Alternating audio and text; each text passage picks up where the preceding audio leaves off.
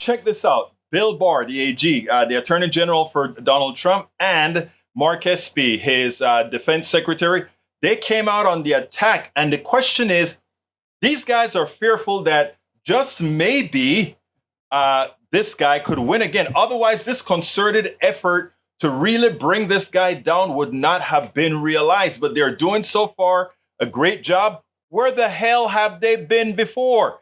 This stuff is stuff that's been known from this guy, from before this guy ever came into power in 2016. But just now, the Republican parties have noticed that, well, this guy wasn't only a distraction. He could actually cause damage. Check this out, and then we'll take it on the other side.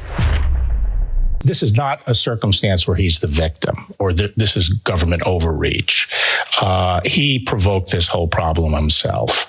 Yes, he's been the victim of unfair witch hunts in the past, but that doesn't obviate the fact that he's also a fundamentally flawed person who engages in reckless conduct and that leads to situations, calamitous situations like this, which are very destructive and hurt any political cause he's associated with. And this was a case that entirely of his own making.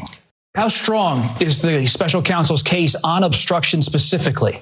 Well, it's very strong because a lot of the evidence comes from his own lawyers. And furthermore, there's evidence of him saying things that are completely incompatible with any idea that this was an innocent document dispute. Do you believe he lied to the Justice Department? Do I personally believe it? Yes, I do. The legal theory by which he gets to take battle plans and sensitive national security information as his personal papers is absurd. It's just as wacky as the legal doctrine they came up with for, having the vice president unilaterally determine who won the election. Has many good qualities and he accomplished some good things. But the fact of the matter is, he is a consummate narcissist and he constantly engages in reckless conduct that puts his political followers at risk and the conservative and Republican agenda at risk. He will always put his own interests and gratifying his own ego ahead of everything else, including the country's interests. There's no question about it. This is a perfect example of that. He's like a defiant 9-year-old kid who's always pushing the glass toward the edge of the table, defying his parents to stop him from doing it. It's a means of self-assertion and exerting his dominance over other people. And he's a very petty individual who will always put his interests ahead of the country's, his personal gratification of his ego. But our country can't be a therapy session for, a troubled man like this. You work closely with Trump. I've heard two different theories as to why he had these documents. One from Stephanie Grisham, who said he just likes, these are mine, and he's like a child with a toy. And one from Michael Cohen. He said he thought that Trump had these documents because he wanted to use them to further his own power or financial well-being in some way. Why do you think he held on to these documents and went to such lengths to stop them, to prevent them from being turned over to the government?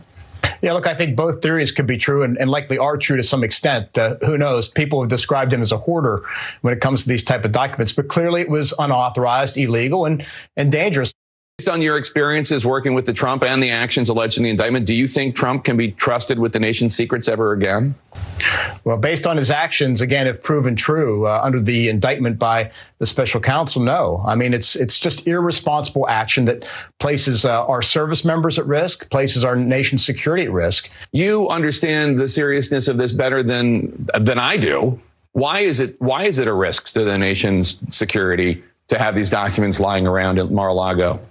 Well, imagine if a foreign agent, another country, were to discover documents that outline America's vulnerabilities or the weaknesses of the United States military. Think about how that could be exploited, how that could be used against us in a conflict, how an enemy could develop countermeasures, things like that. Or in the case of the most significant piece that was raised in the allegation about U.S. plans to attack Iran. Think about how that affects our readiness, our ability to prosecute an attack if indeed we know that Iran eventually develops a nuclear weapon and we need to act on it. I mean, those things affect our ability to effectively execute policy and could also affect, the lives of our military members who are sent forward to do such type of operation. So I'm quite concerned about this. These are very serious allegations and need to be taken seriously by everybody involved. Once again, where were you, Bill Barr? Where were you, Mark Esper, when it was time to really talk about this guy during his administration to ensure that he got impeached before he could have done the amount of damage that he likely has done to the security of the country. Where were you? Maybe you're making amends right now, but you know what? For what you've done before, I tell you what, you still have a whole lot of atonement for this entire country. We spend a lot of time deconstructing the news, trying to parse it into a form that everybody can understand. We try to find those little nitpicks where it flies above the fray, etc. If you really like these videos that we do, I want to ask a big favor. Please go ahead, number one, subscribe to our channel, and number two, please join if you can. Thank you so kindly for watching. Keep watching. Please remember to share. We must populate the entire internet with our progressive message, a message that we know is what most Americans say that they want. So help us, please join.